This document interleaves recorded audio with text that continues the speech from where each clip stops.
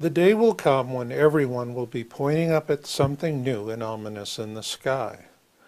This will be a time when many feel the tight grip of fear clutching at their throats, not because of what they see, but because they are not prepared for what they're seeing, the arrival of the Planet X tribulation.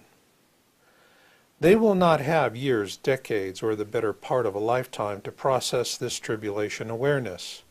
Rather, they'll be plunged into a sudden state of awareness compression, the isolation forced upon you by family and friends in denial have had years, if not decades, to do it. Therefore, if you're thinking of this in terms of collateral damage in your life, you're completely missing the purpose of your gift. Why? Because this is how Creator has prepared you for a very special mission in the tribulation, one that cannot be measured by money alone. Those who have been in awareness through dreams, visions, and premonitions are a precious few. This is because they were destined before birth to help others anticipate tribulation events and to create hope for the future by being in service as teachers, mentors, and comforters. If this role resonates with your own life experience, then you are not here by happenstance. And if you are in stage 4 of awareness, you will know where to seek out the eye of the storm. And if you are in stage 5, you will already be there. Either way, you now have a plan. And this is why I wrote my book, Surviving the Planet X Tribulation, for you. On the back cover of the book is your plan.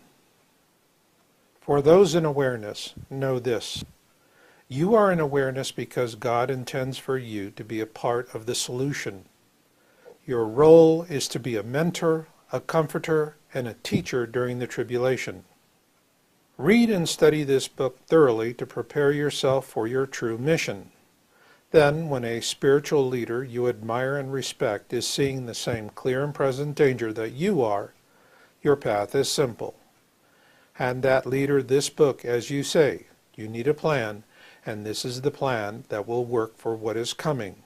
Please read it, and if you have any questions, I am always at your service.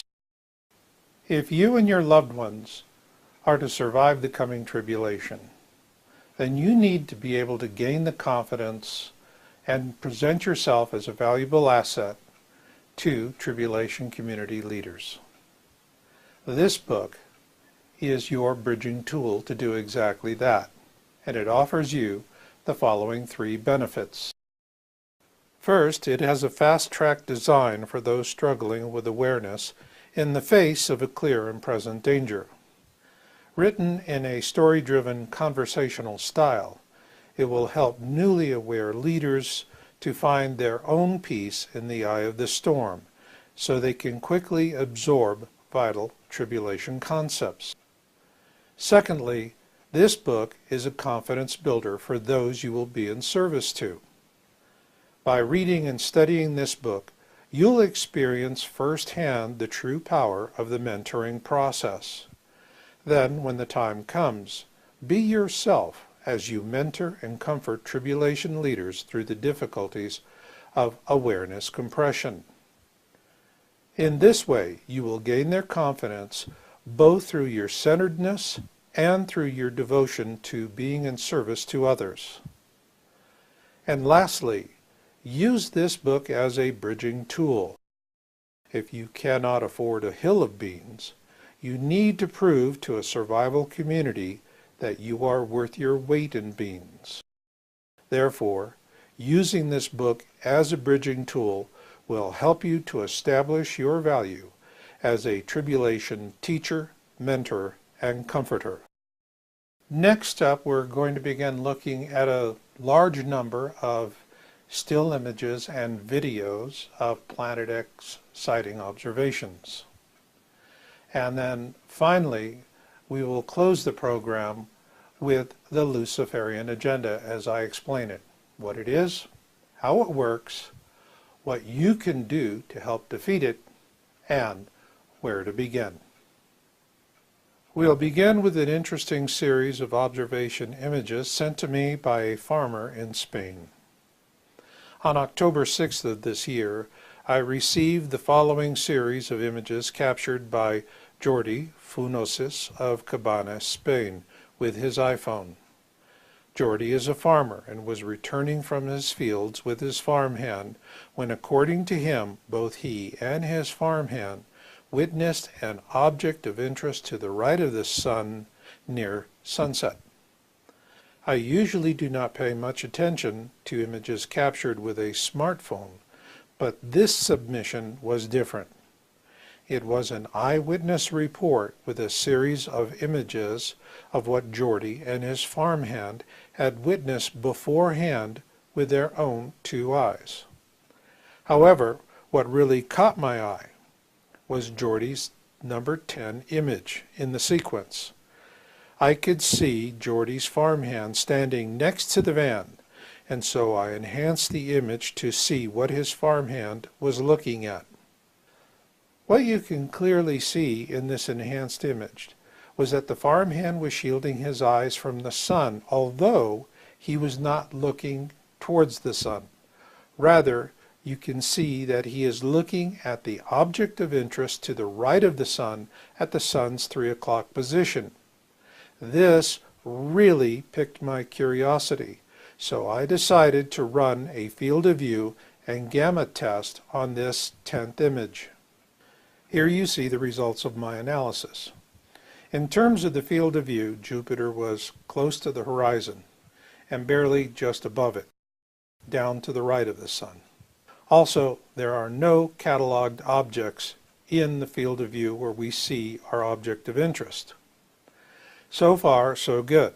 So I ran a gamma test, and the result was positive, that Jordi's farmhand was looking at a hot object to the right of the sun, which means that this object of interest is generating light on its own. Or in other words, it is a natural object. Were it not for the fact that Jordi and his farmhand had observed the object of interest before Jordi took his pictures, I would have classified this as another glowing clouds submission. However, I put great credence in eyewitness reports, and what we have here are images to corroborate an eyewitness report by two observers. With that in mind, let's take a look at some other glowing cloud observations such as we see on YouTube these days. Here we have 3 glowing clouds video reports. They are Nibiru, Planet X Dark Star System, England, July 2016 by Dill Martin. Planet X, Nibiru Blue Kachina, Nibiru sighted in Albany, Indiana, USA, August 3rd, 2016 by That Is Impossible. And Nibiru System Fire in the Sky, Nibiru captured 3 times in just under a week, 2016, number 51, by Mark Johnny. The difficulty with all 3 videos is that while they show an object to the right of the sun at the 3 o'clock position, we do not have an unobstructed view of the object of interest. Therefore, it is difficult to say with certainty that these are reliable reports, although 2 in the sky before they took the picture or made the video. For me, credible eyewitnesses are those who are willing to clearly identify themselves and who will state what they saw with their own 2 eyes before recording their observation.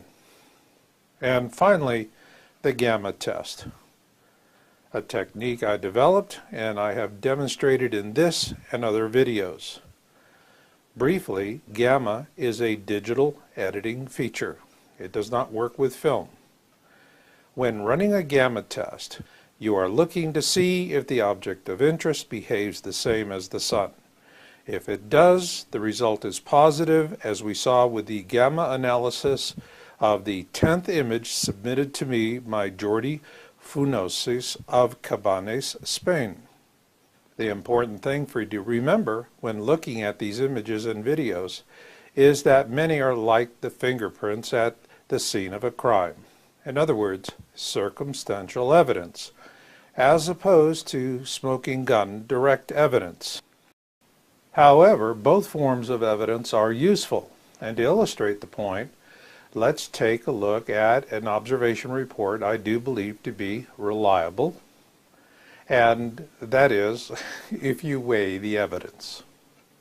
This was a very popular observation video posted by Baltimore MD on May 15, 2016, titled, "You Do Not Believe in Nibiru? See This." As the video is 3 minutes and 23 seconds long, I've divided it into 3 segments: takeoff, at altitude, and object of interest. So let's take a look at it. The first thing I love about this video is that the observer is narrating the entire sequence, which begins on the ground at takeoff and then as his jet goes to altitude. Along the way, he does point out chemtrails, which I felt was important because images taken at altitude above the chemtrail layer are more reliable in general. Towards the end of this video, we see his object of interest to the right of the sun at the 3 o'clock position. What is important to keep in mind is that the observer is capturing this image through plexiglass as he is looking at it. For those who wonder if plexiglass is a way to debunk the video, it's not. The reason is professional aquarium builders use plexiglass instead of regular glass. This is because plexiglass offers a much clearer, glare-free, reflection-free, realistic image than glass. However, it would have been nice if the airplane had banked to the right a bit so that the object of interest could have been centered in the window. But you have to work with what you have. So with that, let's move on to the gamma test and see how this object of interest behaves. We're going to start the gamma test at the default values, which are a brightness level of 0 and a gamma of 1.0. Now, let's step it down in a sequence of 6 steps to see what happens. Here we see a brightness of 0 and a gamma of 0.75. Then we reduce the gamma again to 0.5, and we still see the faint image of cloud cover. However, once we use a brightness setting of 10 and a gamma of 0.1, all we see is the sun and the object of interest to its right at the 3 o'clock position. And here we've stepped it down to a brightness of 5 and a gamma of 0.01. And all we can see is a very faint image of both the sun and the object of interest. Finally, when we set the brightness to 0 with a gamma of 0.01, the sun and the object of interest disappear simultaneously. That means we have a positive gamma test and that the object to the right of the sun is generating its own light. Therefore, it is a natural object. With the exception of the Fluters hoax video, all of the observation reports we have seen so far present an object of interest to the right of the sun at the 3 o'clock position. And interestingly enough, even the marginal observation reports are consistent with this 3 o'clock position relative to the sun. But if we were in a spaceship out in space, would we see this object at the 3 o'clock position? Or would we see it somewhere else? In the last 2 observation reports, we've seen this object appear to the right of the sun at its 3 o'clock position, relative to the horizon. With that in mind, let's see how our horizon is relative to the sun. What you see now are the north and south celestial poles of Earth's axis, which is presently tilted 23.5 degrees from the plane of our orbit around the Sun. Therefore, our horizon, as we see it from the ground, is likewise tilted relative to the Sun. Consequently, when we see an object at the Sun's 3 o'clock position relative to the horizon, it appears to be parallel with the Sun's equator. However, if we're in a spaceship out in space, the object of interest to the right of the Sun is actually above the Sun's equator at the 2 o'clock position. So why is this significant? It is significant because in my book, Surviving the Planet X Tribulation, I present a sequence of color illustrations showing the orbit of the Planet X system around our Sun, and that it is not parallel with the Sun's equator. Rather, it is well above the Sun's equator at the 2 o'clock position. Also, please note, these orbital illustrations are for discussion only. This brings us to a discussion of what is the most important and yet controversial series of observation videos from Brazil, both this year and last. On April 16, 2016, I published an article titled Helion in the Planet X System Observed in Brazil. Here we have another 3 observation videos for the month of September 2016, with Marian publishing on the 8th, Revelaciones Proféticas on the 13th, and then once again on the 14th. Also note the webcam feed offers 2 views, a close-up view such as you see on the 13th and the wide-angle view as you see on the 14th. As was reported by another researcher, both views come from the same camera, and the close-up view is processed for the feed.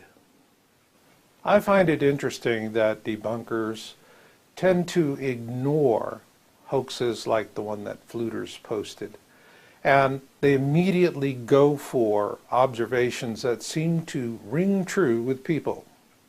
So let's see how the debunkers attacked the Brazil observations.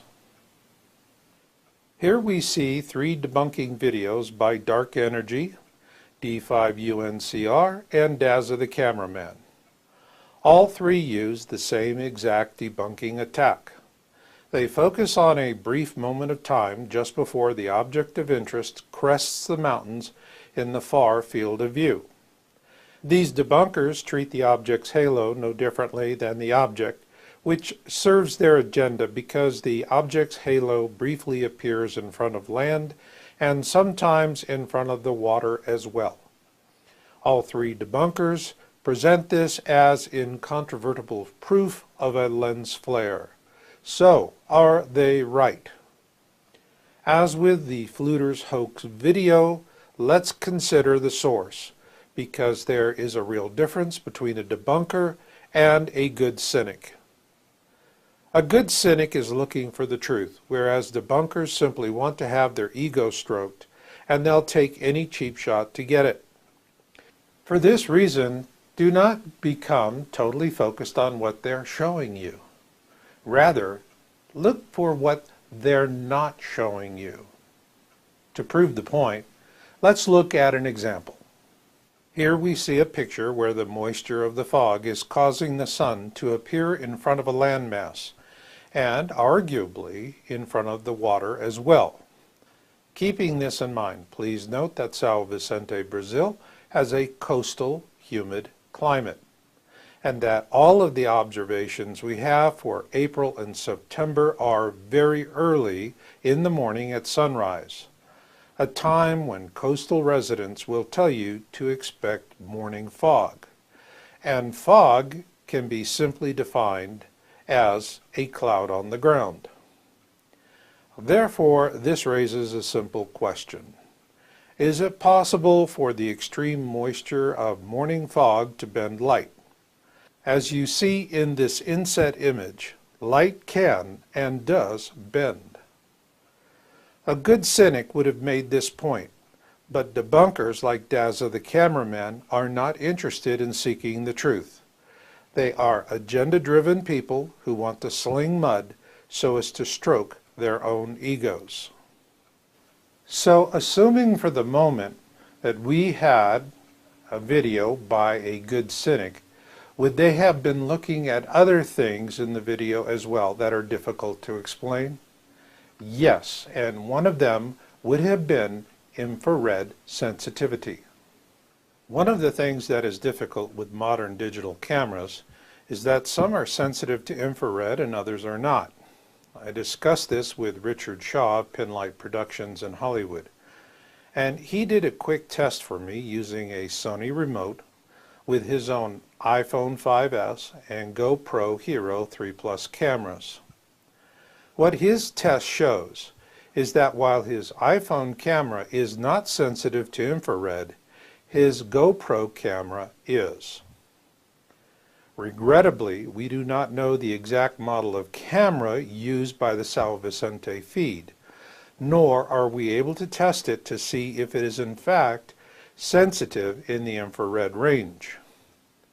Consequently, all we can do is speculate about infrared sensitivity as a possible explanation.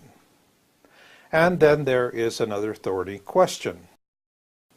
The object of interest is only observed in the months of April and September. So, why is it not observed throughout the entire year? Let's ponder that one. As we saw earlier, the view from Earth's horizon is not the same as the view of the ecliptic from space, the ecliptic being the plane of our solar system.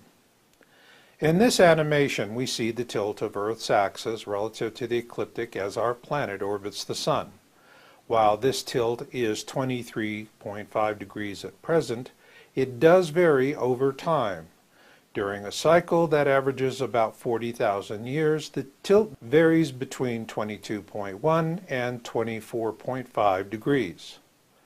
The point here is that Earth's orbit around the Sun is not an absolute constant, as some would assume. It would therefore stand to reason that the same holds true for Helion, the innermost planet in orbit around our Sun's sister star, Nemesis. This then raises an interesting possibility. If we are only seeing Helion in April and in September, could it be that Helion's elliptical orbit around Nemesis is 6 months long, according to our calendar? This could possibly explain why we see Helion from Sal Vicente in the months of April and September. But then again, there is Occam's razor. All things being equal, the simplest solution tends to be the best one. So what would that be? That April and September are the 2 months of the year when celestial alignments allow us a brief glimpse of the object of interest at sunrise. So with that, let's cut to the chase and ask the question that is no doubt on your mind. Is there a smoking gun? Yes, there is a smoking gun. And this is exactly the kind of evidence that an agenda-driven debunker like Dazza the cameraman does not want you to see. But see it now, you will. We have smoking gun direct evidence thanks to reports by Downsizing Oahu, LLC on April the 4th and 7th, and another report by Dave B. on September 15th of this year. What these 3 observation reports from April and September offer is direct evidence that disproves the debunking argument of Dazza the cameraman and others who maintain that the object of interest is a lens flare. Keep in mind that lens flares occur just in front of or inside the lens itself. Ergo, when you see clouds passing across an object of interest in a gradual and natural way, you know it is behind the cloud. In other words, when you see a cloud moving in front of an object, so that it becomes obscured. It cannot be called a lens flare. That being said, one of the videos you see here by Dave B. is without question the pick of the litter. So let's take a closer look at it. In his video refuting the debunking argument of Dazza the cameraman and others, Dave B. does what we call a shuttle jog. He goes forward and then backwards to conclusively illustrate that the object of interest is not a lens flare. This is important because what we're seeing in all the different observation reports in this program is two things. They come from all across the globe, and they consistently show us an object of interest to the right of the sun at its 3 o'clock relative to the horizon.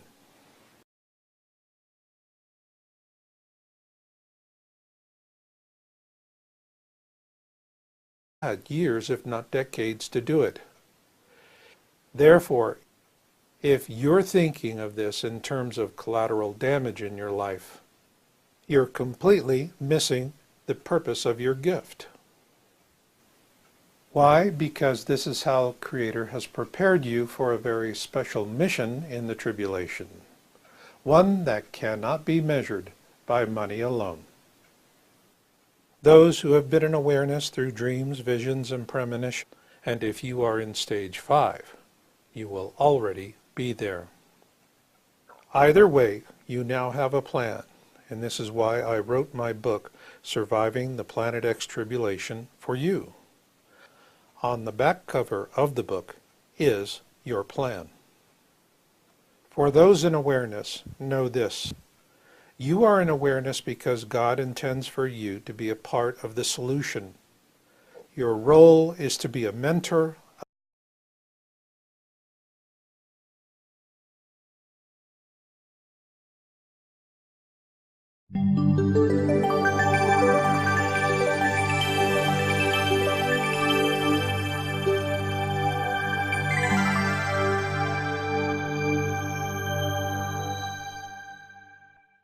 The day will come when everyone will be pointing up at something new and ominous in the sky. This will be a time when many feel the tight grip of fear clutching at their throats, not because of what they see, but because they are not prepared for what they're seeing, the arrival of the Planet X tribulation. They will not have years, decades, or the better part of a lifetime to process this tribulation awareness. Rather, they'll be plunged into a sudden state of awareness compression, the isolation forced upon you by family and friends in denial have happened are a precious few. This is because they were destined before birth to help others anticipate tribulation events and to create hope for the future by being in service as teachers, mentors, and comforters. If this role resonates with your own life experience, then you are not here by happenstance. And if you are in stage 4 of awareness, you will know where to seek out the eye of the storm.